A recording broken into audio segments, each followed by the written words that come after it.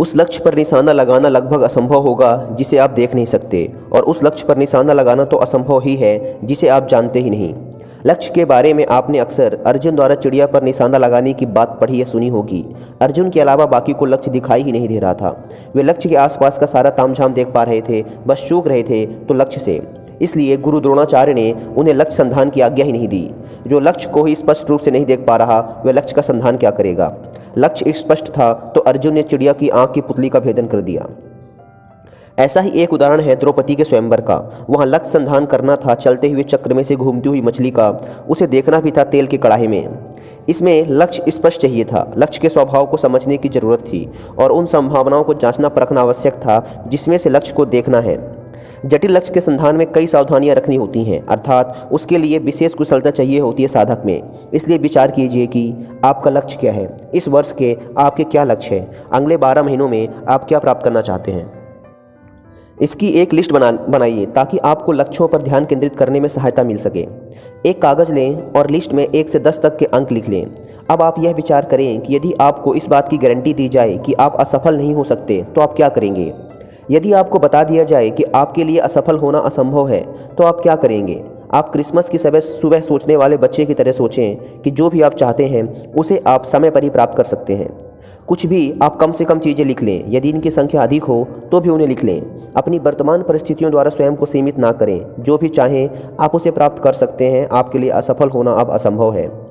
जब आप एक बार अपनी टारगेट लिस्ट बना लेते हैं तो आपने सफलता की ओर अपना पहला कदम बढ़ा लिया है। इस लिस्ट को आप बार बार रोज और तब तक पढ़ें जब तक कि आपको इस पर भरोसा ना हो जाए। फिर आप समय का प्रबंधन, टाइम मैनेजमेंट करें और कौन सा कार्य किस समय में करना है इस चीज़ को डिसाइड कर लें। जब वह कार्य उस समय में पूरा हो जाएगा तो यही आपकी सफलता है। लक्ष्य का निर्धारण करना और समय का प्रबंधन करना, यही आपके जीवन का उद्देश्य होना चाहिए। इसके लिए पहले से सूची, टारगेट लिस्ट बनाना अति आवश्यक है। समय था शॉपिंग कॉम्प्लेक्स, शॉपिंग सेंटर और मॉल्स के मैनेजरों की मीटिंग का। उनमें व्यवसाय की उन्नति के लिए चर्चा हो रही थी। तभी सम्मिलित लोगों में से एक ने, जो इस व्यवसाय का विशेषज्ञ माना जाता था, एक प्रश्न उपस्थित लोगों से पूछा। यदि आपको अपने व्यवसाय से संबंधित कोई कार्य करना हो जिसके बारे में आप जानते हैं कि उससे परिणामों पर बहुत अधिक सकारात्मक प्रभाव पड़ेगा, तो वह एक कार्य कौन सा होगा। सभी का उत्तर लगभग एक ही समान था कि वह कार्य ग्राहकों एवं दुकानदारों से सहयोगपूर्ण व्यक्तिगत संबंध बनाना ही होगा। फिर यह निश्चित हुआ कि इस बात का विश्लेषण किया जाएगा। जब गंभीरतापूर्वक विश्लेषण किया गया कि मैनेजर इस गतिविधि में कितना समय दे रहे थे तो यह 5% से भी कम निकला। उनके पास इनके अच्छे कारण थे। अनेक समस्याएं उनके सामने एक के बाद एक चली आती थी, जैसे रिपोर्ट तैयार करना, मीटिंग्स में भाग लेना, पत्रों और ईमेल का जवाब देना, अनगिनत फ़ोन करना और लगातार बाधाओं का सामना करना। और ऐसे ही उन्होंने बहुत से कारण बता दिए जिसके कारण वे अपने किराएदारों से अच्छे संबंध नहीं बना पा रहे थे। वे वहाँ स्थित दुकानदारों से कम ही बातें कर पाते थे। जो भी समय वे बिताते थे वह नेगेटिव एनर्जी से भरा होता था। जब भी वे उनसे मिलते तो इसका मुख्य कारण उनके बीच के एग्रीमेंट्स को सख्ती से लागू करना होता था, जैसे किराया वसूलना या विज्ञापनों अथवा अन्य ऐसी बातों पर विचार करना जो मॉल या शॉपिंग सेंटर के रूल्स के अनुरूप नहीं हो रही हों, और या इसी तरह की कोई अन्य बातों के लिए ही वापस से मिल पाते थे।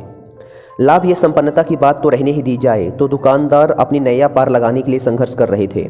उनके सामने दुकानों में काम करने वाले कर्मचारियों की समस्या थी, दुकानों में लगाई गई तथा उनके ब्याजों की समस्या थी, सामानों की सूची की समस्या थी।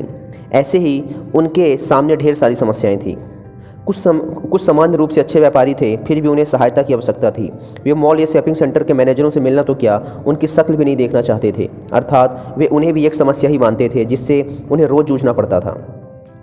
इसलिए मैनेजरों ने अत्यधिक व्यवहारिक होने का निश्चय किया। उन्होंने अपने उद्देश्य, जीवन मूल्य और प्राथमिकताएं निर्धारित की। इन प्राथमिकताओं के अनुरूप उन्होंने किराएदारों के साथ सहयोगपूर्ण संबंध बनाने में अपना 1/3 समय लगाने का निर्णय किया। हमारे कहने का तात्पर्य यह है कि शॉपिंग मॉल्स व सेंटर के मैनेजरों ने अपनी भूमिका बदल दी। वे किराएदारों के श्रोता, प्रशिक्षक और परामर्शदाता बन गए। उनकी चर्चा सकारात्मक ऊर्जा से भर गई और इस गतिविधि में उनका समय 20% से अधिक हो गया, जो 4 गुना से भी अधिक वृद्धि थी। परिणाम अविश्वसनीय और गहरा था। समय और विधियों पर ध्यान केंद्रित करने के बजाय संबंधों और परिणामों पर ध्यान केंद्रित करने से आंकड़ों में अत्यधिक वृद्धि हुई। अब वहाँ के दुकानदार ही नहीं बल्कि वहाँ आने वाले ग्राहक भी नए विचारों और निपुणताओं से मिलने वाले परिणामों से रोमांचित थे। इससे मॉल और सेंटर के मैनेजर भी अधिक प्रभावकारी और संतुष्ट थे। अब वहाँ के संभावित किराएदारों की सूची बढ़ गई थी और उनके सामानों की बिक्री बढ़ने के कारण लीज से होने वाली आमदनी में भी वृद्धि हो गई। वहाँ के मैनेजर अब केवल निगरानी करने वाले ही नहीं, समस्या सुलझाने वाले और सहायता करने वाले भी बन चुके थे।